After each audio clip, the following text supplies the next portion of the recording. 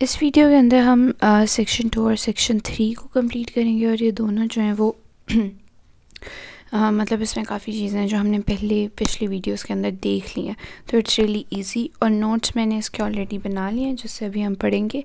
और अगर आप लोगों को इस कोर्स के नोट्स चाहिए तो you guys can drop your email और उस पर मैं फिर आप लोगों को सेंड कर दूँगी।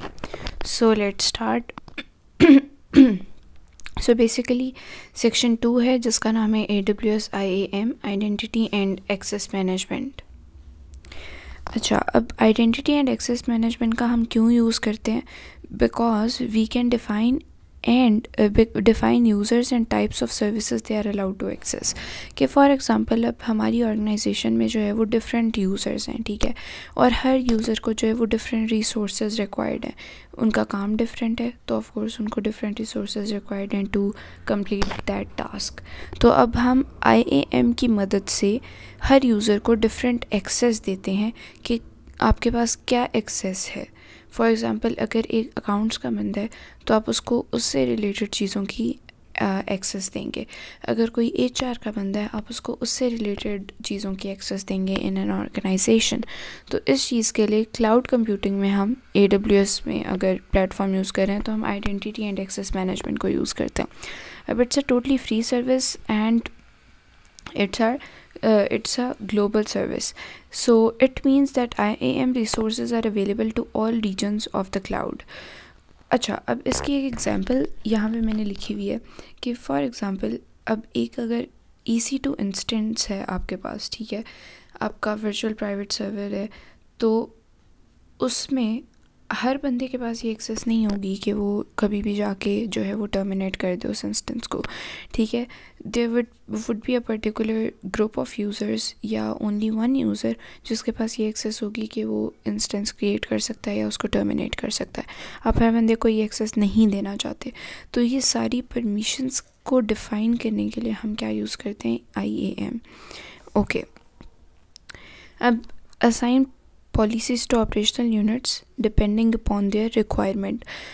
operational units के बारे में हमने पढ़ा था। इट्स लाइक कि AWS ऑर्गेनाइजेशन के अंदर जैसे ग्रुप्स ऑफ डिफरेंट यूज़र्स होते हैं, उसमें से अगर एक ग्रुप जो है वो एक सर्टन काम के ऊपर वर्क करता है तो आप उसको एक ऑपरेशनल यूनिट कह सकते हैं। ओके, यहाँ पे control access to launching, managing, configuring and terminating.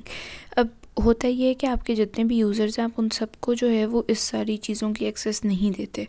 आपके पास डिफरेंट यूज़र्स होते हैं जिनके पास डिफरेंट एक्सेसेस होती हैं और वो डिफरेंट काम करते हैं। तो कॉन्फ़िगर शायद एक बंदा कर सकता हो लेकिन दूसरा यूज़र आपका ना कर सकता हो। टर्मिनेट एक यूज़र कर सकता हो लेकिन दूसरा यूज़र ना कर सकता हो।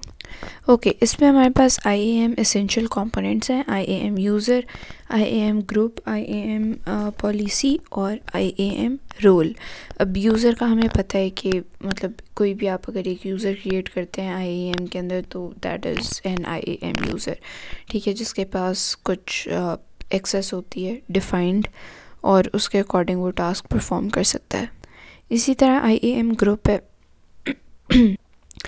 सो IAM ग्रुप जो है वो basically you can say it's a group of users, ठीक है, जो कि एक रिलेटेड टास्क को परफॉर्म कर रहे हैं। एंड IAM पॉलिसी है। पॉलिसी इज़ बेसिकली कि एक यूज़र क्या क्या चीज़ें कर सकता है, वही set of rules. Then IAM role है। इसमें लिखा है temporary access to certain services to selected people on request. अब रोल बेसिकली ये है कि फॉर एग्जांपल एक बंदे को वन टाइम यूज़ के लिए एक एक्सेस चाहिए तो आप उसको टेम्परेरी एक्सेस देते हैं। इट्स लाइक कि वो बंदा एक सर्टन रोल में बिहेव कर रहा है for a certain period of time, लेकिन उसके बाद वो जब काम ख़त्म हो जाएगा तो उसके बाद आप उस एक्सेस को डिनाई कर देंगे। मतलब एक बंदे ने लेट से EC2 इंस्टेंस को ही टर्मिनेट करने का उसे एक्सेस चाहिए तो आप कुछ देर के लिए उसे वो एक्सेस देंगे लेकिन उसके बाद उसे टर्मिनेट कर देंगे। ओके गाइज, अब हमारे पास है कि authenticate as IAM user to gain access. कि आप बेसिकली वही लॉगिन कैसे करते हैं, जैसे आप इंस्टाग्राम के अंदर लॉगिन करते हैं अपना यूज़र नेम और पासवर्ड डाल के, ऑफ कोर्स इसी तरह आप AWS के प्लेटफॉर्म के अंदर भी लॉगिन कर सकते हैं थ्रू डिफरेंट वेज। अच्छा, अब यहाँ पे आपके पास एक 12 डिजिट अकाउंट ID होती है जो आपको असाइन होती है when you are created as a user, फिर आपके पास एक यूज़र नेम और एक पासवर्ड होगा ऑफ कोर्स, ठीक है। लेकिन एक्सेस करने का एक और तरीका भी है, उसमें यह है कि एक एक्सेस की आईडी होती है और सीक्रेट एक्सेस की होती है, दैट इज़ अ की पेयर, ठीक है। और उससे आप कमांड लाइन के थ्रू एक्सेस कर सकते हैं। उसके बाद हमारे पास है IAM MFA। MFA is basically multi factor authentication.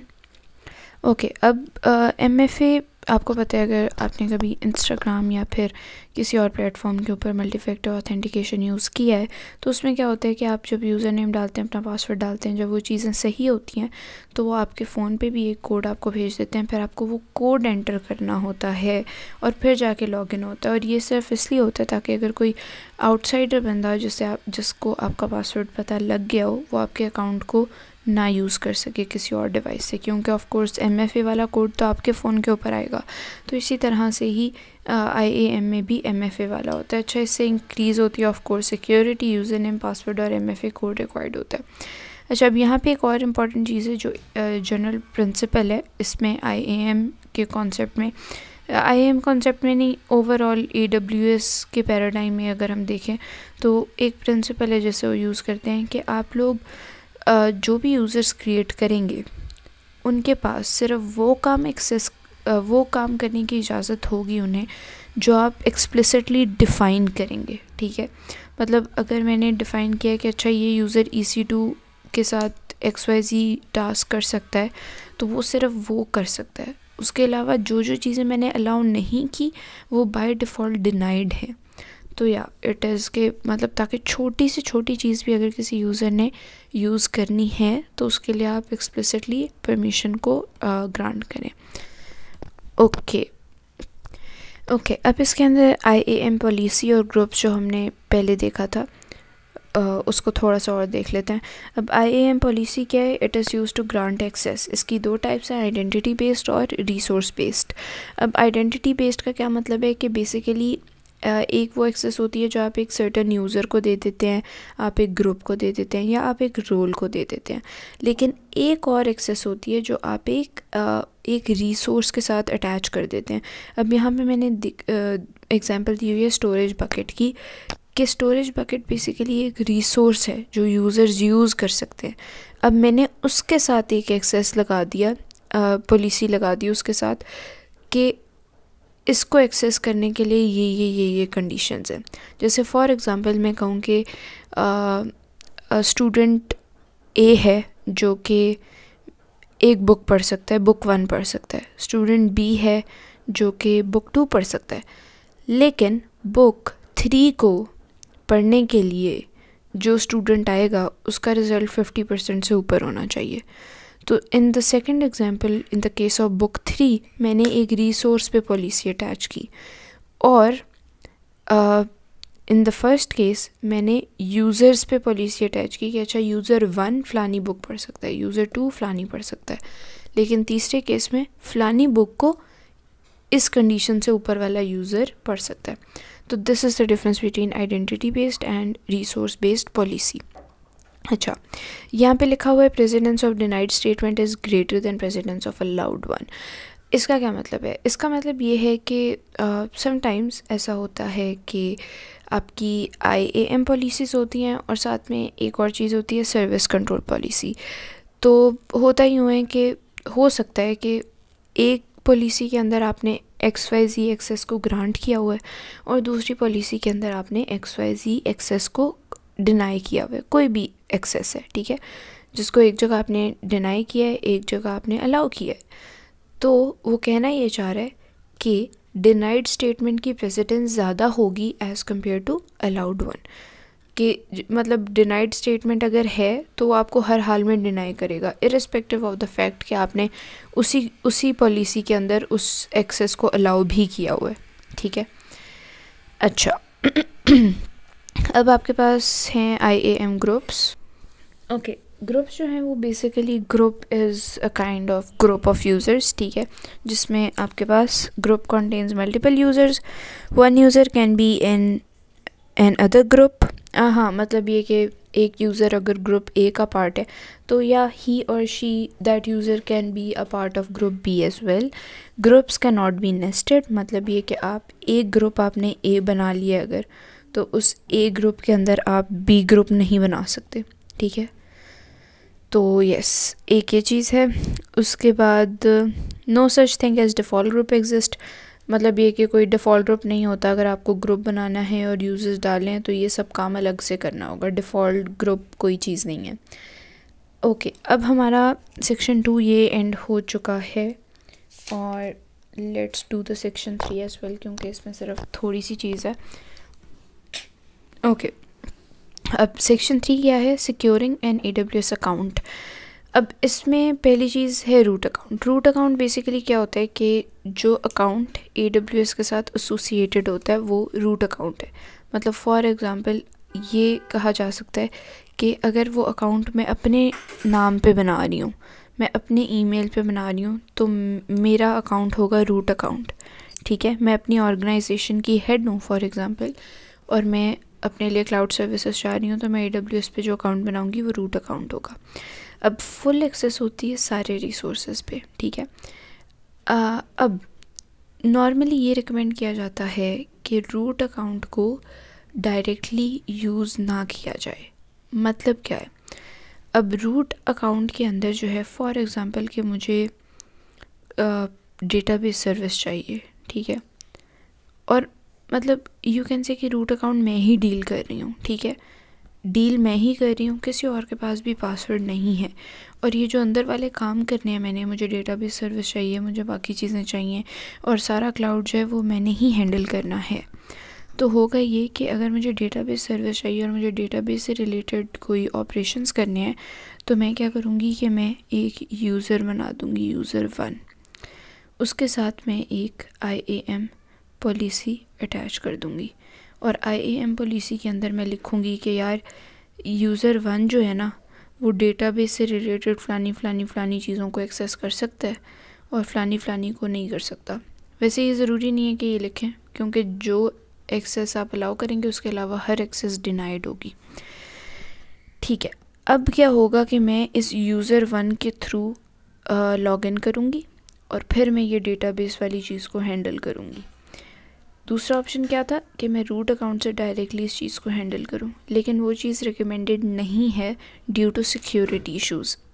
कि फॉर एग्ज़ाम्पल आपका जो है वो अकाउंट कॉम्प्रोमाइज़ हो गया, तो जिस बंदे के पास आपके रूट अकाउंट का पासवर्ड गया है, he can do everything, he can do every resource, और उसमें बहुत सारी चीज़ें आपके साथ बुरी हो सकती हैं, आपको कॉस्ट ज़्यादा आ सकती है, आपके रिसोर्सेज मिसयूज़ हो सकते हैं। तो इससे बेहतर क्या है कि आप हर डिफरेंट पर्पस के लिए डिफरेंट यूज़र्स क्रिएट करें, उन्हें एक्सेसेस दें, और उस एक्सेस के थ्रू आप अपना वो सर्टेन टास्क करें, बेशक आप अकेले ही उस अकाउंट को डील कर रहे हैं।